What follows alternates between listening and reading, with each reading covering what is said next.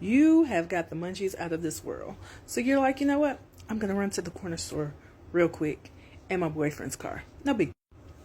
Until you hear woo, woo, woo, woo, and you see the flashing lights in your mirror. So I read a book. Royale gets pulled over after leaving the corner store to pick up some snacks for herself and her boyfriend. And when Royale is pulled over, she's shocked. And so, of course, the officer says, I need your license and your registration. She says, I'm sorry, this is my boyfriend's car, and I don't know where the registration is, and I don't have a license. So, of course, the boys in blue are like, no license, no registration. We need to search that car. They start searching the car, and what do they find? Her boyfriend's product, if you catch my drift. Now, he had some product in his car, and of course the police officer is like, who's this belong to? But you love your man, and you would never, ever rat him out. So what happens? You get sentenced to prison. Yep. But your man loves you, and he holds you down for the entire bid. Now, you cannot wait to leave this place because you've lost years off your life. I mean, you were only 18 when you left. Now, when you get back home, you actually have to go back to your aunt's house because she was who you were with before you left. Because unfortunately, your parents are gone. But you're going back home to your aunt who kind of hates you, but it's okay because your best friend and cousin loves you.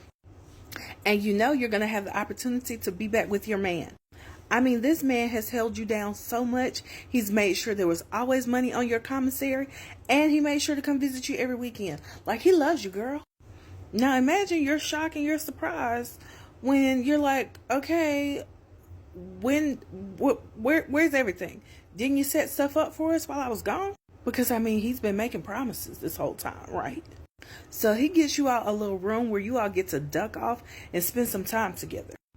Now, you have missed your man.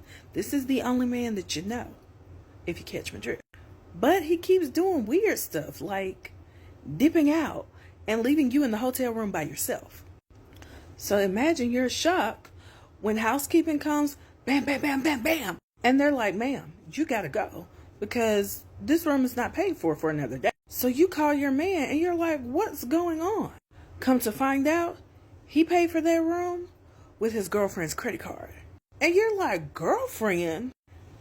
And to do you one better, his girlfriend isn't just some random chick off the street. She's your best friend / cousin. And she's been messing with him while you were in prison doing his time. So now you're pretty much destitute. You don't have no money. You don't have a job. And you don't have anywhere to live. So what happens? You call one of your homegirls that you did time in prison with. And she was like, girl, I got a job for you. But you got to put in that work. So this book actually follows Royale and Sire and how Royale is spending her life post-prison and how Sire has literally turned her world upside down.